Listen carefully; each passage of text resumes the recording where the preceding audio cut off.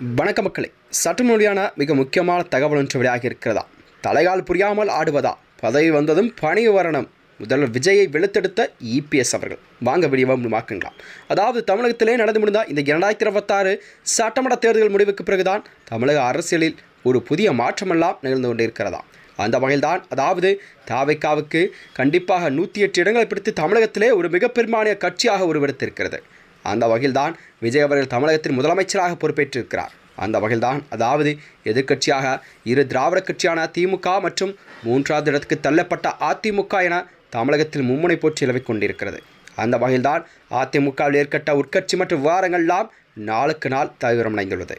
அதாவது பதவி வந்தவுடன் தலைகால் புரியாமல் ஆடுவதா என்றும், பதவி வரும்போது கண்டிப்பாக அதற்கான பணிவு வர வேண்டும் என்றும் அதிமுகவின் பொதுச்செயலான முன்னாள் முதலமைச்சரான எடப்பாடி பழனிசாமி கண்டனம் தெரிவித்திருக்கிறார்.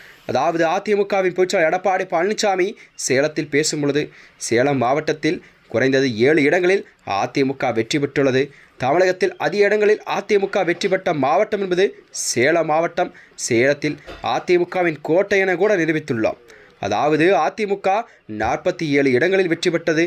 இதில் அதிக வாக்கு வித்தியாசத்தில் வெற்றி பெற்றது எடப்பாடி தொகுதி என்று வெற்றி பெற்றோம். இதற்காக காரணம், வாக்காளருக்கு நான் நன்றியை தெரிவித்துக் கொள் என்று எடப்பாடி பழனிசாமி தெரிவித்திருக்கிறார். வெற்றியோ தோல்வி என்பது சூழலுக்கேற்ப அமையும். அதேபோலதான் அதிமுக கூட்டணி 1,45,00,000 வாக்குகளை பெற்றிருந்தது. அதாவது 1996 வெறும் 4 இடங்கள் வெற்றி பெற்று அதிமுக 2001 மீண்டும் ஆட்சி வந்தது. ஆனால் இப்பொழுது 47 இடங்கள் வெற்றி பெற்றிருக்கிறோம். மீண்டும் ஆட்சிக்கு வருவோம்.